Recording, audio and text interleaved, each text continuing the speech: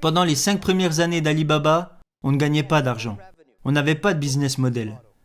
Alors, j'ai dit à l'équipe, ne pensez pas aux revenus que vous pourriez gagner aujourd'hui. Si nous voulons être une entreprise pérenne sur le long terme, la seule chose qui doit nous préoccuper, ce sont nos clients.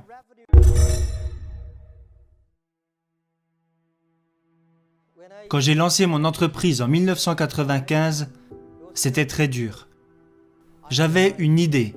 J'avais invité 24 de mes amis dans mon appartement. Parce que cette année-là, j'avais été à Seattle. C'était ma première fois aux États-Unis. Et à Seattle, j'ai découvert Internet. Et je me suis dit que cette chose avait les moyens de changer le monde. Alors, je suis allé à Seattle voir un ami à moi. Et cet ami avait un petit business avec 4-5 ordinateurs. Je n'avais jamais touché d'ordinateur avant ça parce qu'ils étaient bien trop chers pour moi. Et aussi beaucoup trop compliqués. Alors mon ami m'a dit, regarde, ça c'est Internet. Et il m'a dit, regarde, tape ce que tu veux. Je lui ai répondu, non merci, il est bien trop cher pour moi, j'ai peur de le casser, je ne sais même pas comment l'utiliser. Il m'a dit, tu sais Jack, ce n'est pas une bombe, tape juste ce qui te passe par la tête. Alors le premier mot que j'ai tapé, c'est le mot bière. Je ne bois même pas de bière, je ne sais même pas pourquoi j'ai écrit ça.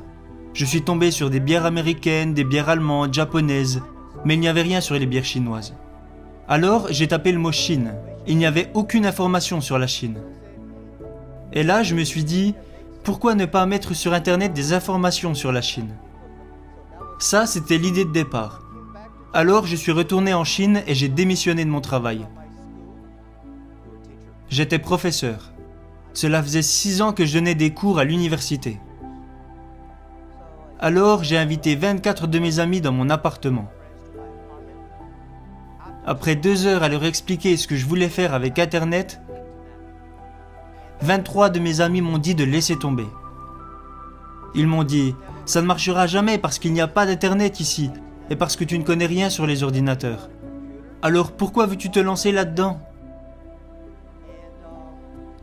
Et un de mes amis m'a dit, Jack, si tu veux le faire, fais-le. Et si ça ne marche pas, reviens en arrière. Et après y avoir pensé toute la nuit, je me suis dit, je vais le faire. Parce que la plupart des gens ont des idées originales le soir, mais quand ils se réveillent au petit matin, ils retournent simplement à leur travail. On se devait de faire les choses différemment. Alors à partir de ce moment, j'ai lancé mon entreprise avec l'aide de 2000 $ que m'avaient donné mes amis. C'est comme ça que tout a commencé.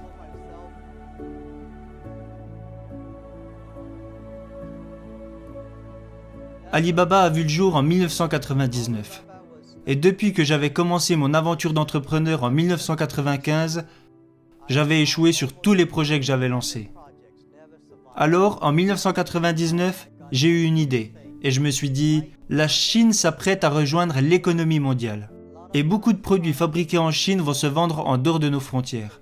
Alors si je pouvais créer un site qui aiderait les entreprises chinoises à vendre leurs produits à l'étranger et qui aiderait dans le même temps les petits business d'autres pays à vendre partout dans le monde, c'était ça mon concept. Alors en 1999, j'ai lancé Alibaba, dans mon petit appartement. Les 2000 $ qu'on m'a donnés provenaient principalement de mes parents et de quelques amis. En cumulant tout, ça faisait environ 2000 $. Mais vous savez, quand j'ai lancé une levée de fonds, même celle que nous avons faite sur la bourse de New York où nous avons levé près de 20 milliards de dollars,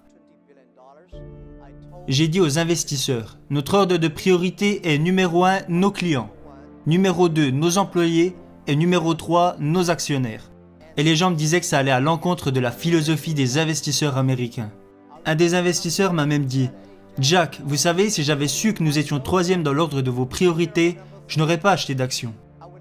Je lui ai répondu, eh bien monsieur, s'il vous plaît, vendez-les. Parce que je crois qu'il y a énormément d'argent dans ce monde. Il y a même trop d'argent dans ce monde. Et nous voulions seulement l'argent de personnes qui croyaient en notre vision et en notre mission. Parce que pour moi, si le client est heureux, les employés sont heureux et l'actionnaire sera lui aussi heureux. Mais si l'actionnaire est heureux d'abord, cela ne veut pas dire que le client et que l'employé seront heureux.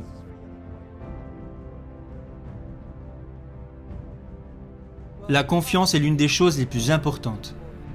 Quand les gens m'ont donné de l'argent, parce que je n'avais pas d'argent quand Alibaba a commencé, il y avait 18 associés dans mon appartement et j'ai dit à tout le monde: mettez toutes vos économies sur la table, gardez seulement de l'argent pour avoir 10 mois d'avance sur la nourriture et le loyer. Et n'empruntez pas d'argent à vos amis ou à votre famille, parce que je ne veux pas mettre vos parents ou vos amis à la rue à cause d'Alibaba.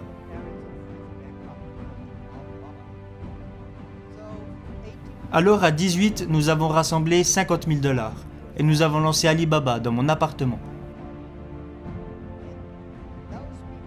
Aucun d'entre nous n'avait beaucoup d'argent à cette époque. Si quelqu'un vous dit « je vous donne 1 million de dollars » et une autre personne vous dit « je vous donne ma confiance », lequel choisissez-vous? Moi, je choisis la personne qui me fait confiance. Parce que c'est cette confiance qui a fait que nous sommes restés unis.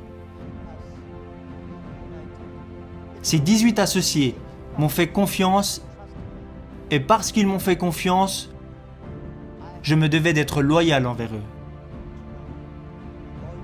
Et loyal envers la mission que nous avions. Je pense que beaucoup d'entrepreneurs se trompent.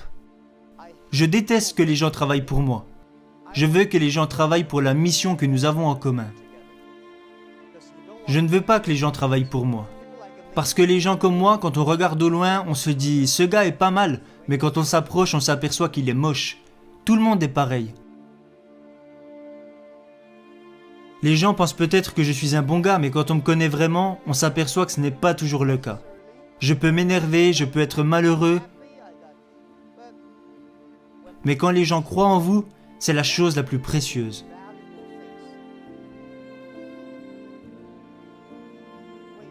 Quand vous démarrez un business, vous réalisez que la plupart des gens autour de vous s'inquiètent bien plus que vous. Quand j'ai lancé Alibaba, mes parents étaient inquiets, ma femme était inquiète, mes amis étaient inquiets. Tout le monde s'inquiétait. Et ils s'inquiétaient sur beaucoup de choses. Moi, la seule chose qui m'inquiétait, c'était de décevoir les personnes qui croyaient en moi. Quand nous avons commencé Alibaba, il y avait beaucoup de choses qui inquiétaient les gens. On me disait « vous n'avez même pas de système de paiement. Les gens ne font pas leur achat en ligne, ils achètent en face à face. Le gouvernement ne supporte pas Internet. Personne ne supporte le e-commerce. Comment tu comptes t'y prendre ?» Alors je pense que si vous êtes entrepreneur et que tout existe déjà, c'est qu'on n'a pas besoin de vous. C'est quand les choses n'existent pas qu'il y a un besoin d'entrepreneur. Bien sûr qu'il y a beaucoup de problèmes au début, mais votre but est de les résoudre. Alors nous avons consacré les 15 dernières années à gagner la confiance de nos clients, pour qu'ils se sentent en sécurité, qu'ils soient heureux et que les petites entreprises soient heureuses.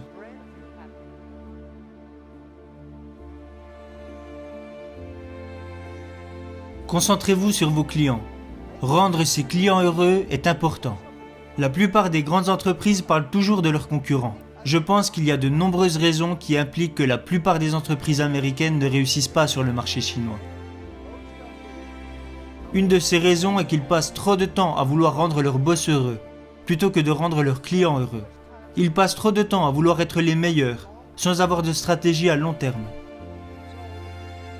Alors qu'en tant qu'entrepreneur, votre priorité absolue doit être vos clients.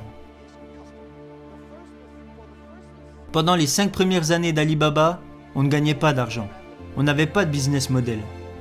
Alors, j'ai dit à l'équipe, ne pensez pas aux revenus que vous pourriez gagner aujourd'hui.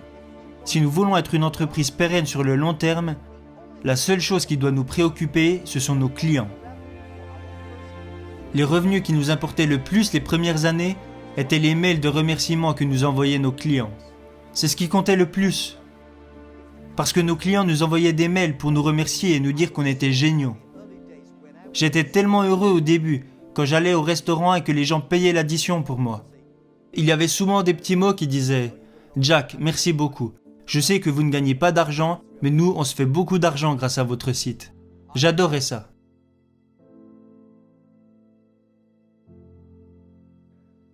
Quand nous étions jeunes, personne ne nous a donné notre chance. Maintenant, nous sommes énormes. Notre devoir est de donner la chance aux jeunes. Les jeunes peuvent faire un bien meilleur travail que nous le faisons.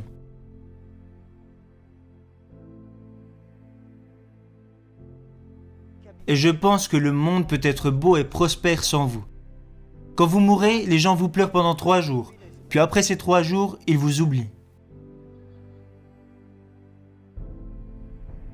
J'ai été professeur pendant quelques années. Et ça a été une chance pour moi. Parce que je n'avais aucune connaissance sur la technologie. Je n'avais aucune connaissance sur les logiciels.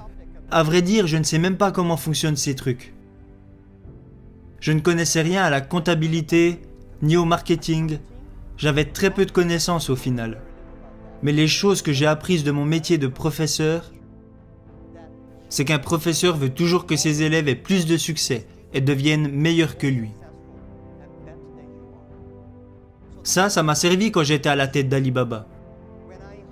Quand j'embauchais des gens, je cherchais seulement des personnes qui étaient plus intelligentes que moi. Aujourd'hui, je donne beaucoup de conseils à mes collègues. Quand ils embauchent quelqu'un, il n'y a qu'une chose à regarder.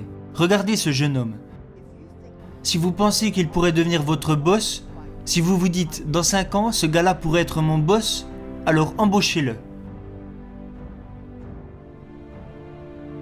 J'adore parler pour partager mes connaissances. Quand vous êtes professeur, vous n'en savez pas beaucoup plus que les autres parce que tout ce que vous apprenez, vous le partagez. Peut-être que certaines personnes n'aiment pas ce que je dis, mais mon job n'est pas de rendre les gens heureux. Mon job est de faire réfléchir les gens. Et c'est ce que nous avons fait. Si ce que je vous dis vous sert, alors retenez-le. Si ce n'est pas utile, oubliez-le. J'aime être avec des entrepreneurs. Parce que vous me rappelez les 18 dernières années difficiles que nous avons vécues. Et je crois véritablement en la chose que je vais vous dire maintenant. Si vous êtes entrepreneur, aujourd'hui est très dur. Demain sera encore plus dur. Mais après-demain sera magnifique. Le problème, c'est que la plupart des gens mourront demain soir. Vous devez travailler dur, vous devez apprendre et vous devez compter sur votre équipe.